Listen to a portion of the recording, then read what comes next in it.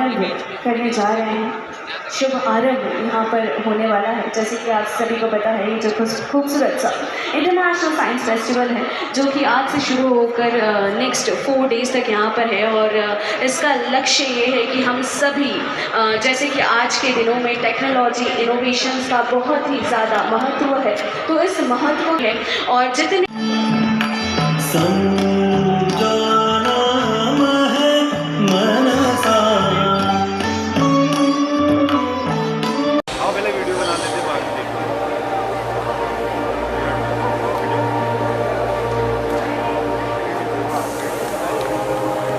विज्ञान जिससे बदल रहे हैं आयाम उन उम्मीदों के जिन्हें कभी केवल सपनों में देखा था। विज्ञान जिससे खुल रहे हैं वो रास्ते उन राहों के जहां एक नया भारत आत्मनिर्भरता का चोला ओढ़े खड़ा है। विज्ञान जिससे अनुसंधान समाधान बना रहा है और तकनीक उसे अमल में ला विकसित भारत का निर्माण कर रही है। उसी विज्ञान, तकनीक और अनुसंधान के साथ भारत बढ़ रहा है अमृत काल के एक बड़े संकल्प के साथ। हर क्षेत्र में विकसित भारत की सिद्धि के लिए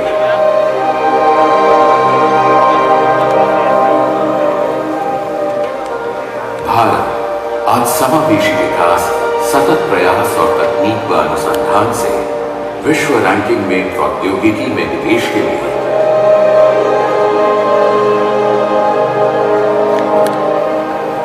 स्टार्टअप इकोसिस्टम और यूनिकॉर्न कंपनियों की संख्या में, एससीआई जर्नल्स में भारतीय वैज्ञानिकों के प्रकाशन की संख्या में, साथ ही विज्ञान और इंजीनियरिंग में पीएचडी की संख्या में भी तीसरे स्थान पर पहुंच चुका है। इतना ही नहीं, ग्लोबल इनोवेशन इंडेक्स में भी भारत की रैंक 2015 में 81वें स्थान से बढ़कर 2022 में 40वें स्थान पर पहुंच गई है। और ये परिणाम है माननीय प्रधानमंत्री श्री नरेंद्र मोदी के यशस्वी नेतृत्व और दूरदर्शिता का। 2014 के बाद साइंस और टेक्नोलॉजी के क्षेत्र में इन्वेस्टमेंट में भी काफी वृद्धि की है। सरकार के प्रयासों से आज भारत ग्लोबल इनोवेशन इंडेक्स में 46वें स्थान पर है, 46।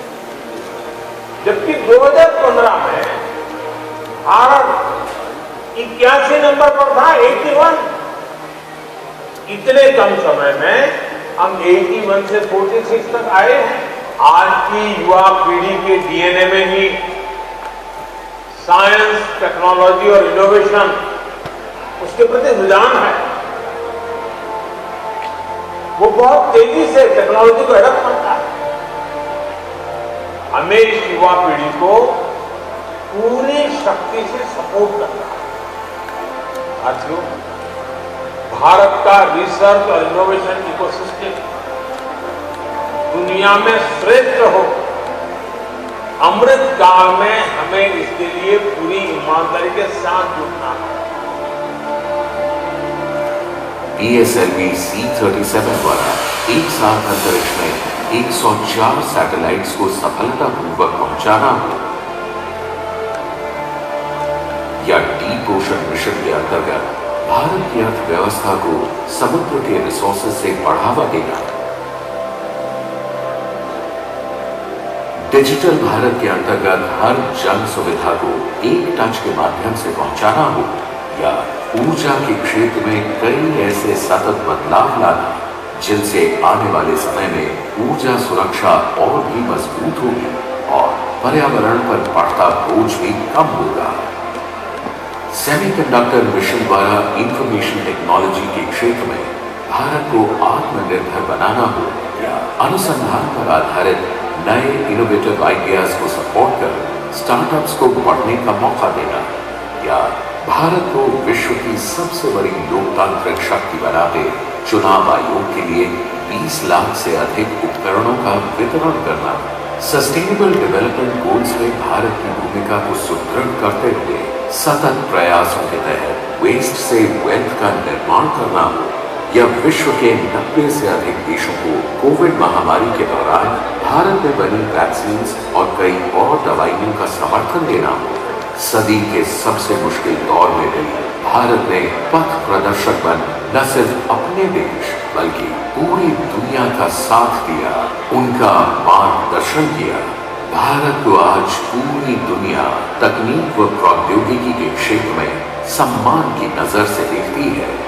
इंडिया इंटरनेशनल साइंस फेस्टिवल उत्सव है उन्हीं उपलब्धियों को पहचान देने का, महोत्सव है आने वाले कल को उज्जवल बनाते इनोवेशंस को सम्मान देने का, जश्न है युवा पीढ़ी के जोश को विज्ञान का आधार देने का, पिछले 75 वर्षों से प्रोत्साहन लेते हुए भारत की ख्याति में नए अध्याय लिखने का और पूरे विश्व की प्रगति में भारत के योगदान को अभूतपूर्व बनाने का।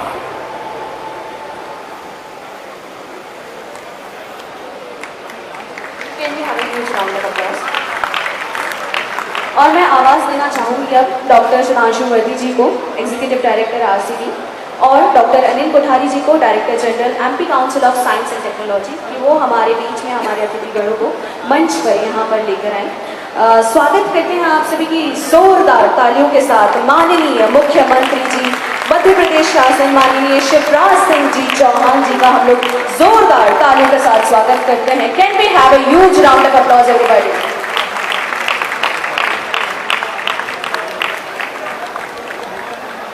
अब मैं आग्रह करूंगी कि हमारे मुख्य अतिथि doctor Jitendra Singh ji, honourable union minister of state IC science and technology, minister of earth science, का भी स्वागत यहाँ पर करें। मैं चाहती हूँ कि हमारे बीच में माननीय ओम प्रकाश शक्लेजा जी का स्वागत यहाँ पर करें, minister of science and technology of Madhya Pradesh. और मैं चाहती हूँ आप लोगों की तालियों की गड़गड़ाहट यहाँ पर सुनाई दे। Can we have a huge round of applause everybody. इसी क्रम में आगे बढ़ते हुए मैं बुलाना चाहती हूँ मंच पे प्रोफेसर अजय सूद जी को, PFA government of India, doctor Rajesh Gokhale ji, department of biotechnology, Bharat सरकार।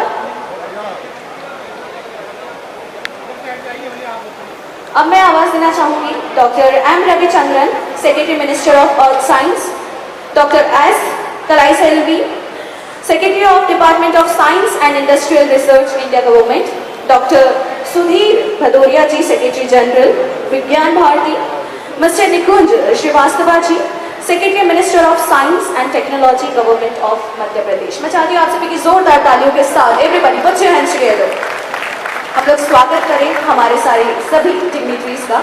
स्वागतम सुस्वागतम आप सभी का मंच पे। और चलिए चलते हैं, आगे बढ़ते हैं।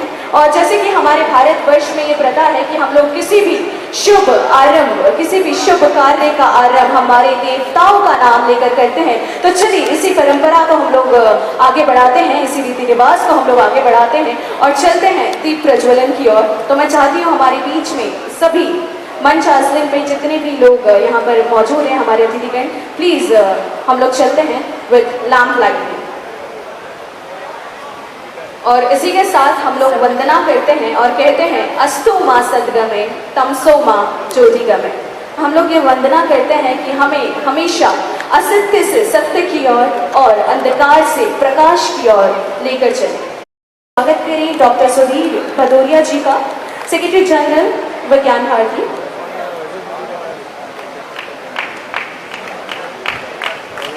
Last but not the least are Mr. Nikunj Srivastava ji, Secretary Ministry of Science and Technology, Government of Madhya Pradesh। आपका भी स्वागत है।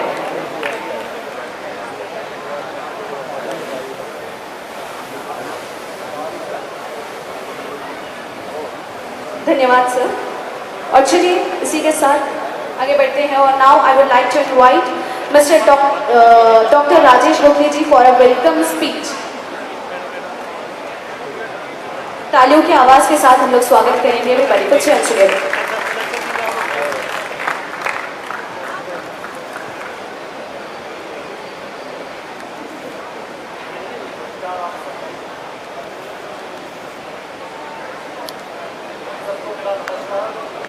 तो श्रीमान नरेंद्र मोदी जी के नेतृत्व में हुआ है।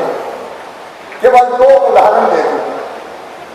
कोविड का कठिन काल आया, हम लोग तरसते थे कि वैक्सीन बनाएगा तो कौन बनाएगा, पश्चिम के देश बनाएंगे, कहीं अमेरिका में बनेगी, यूके में बनेगी, जर्मनी जापान में बनेगी।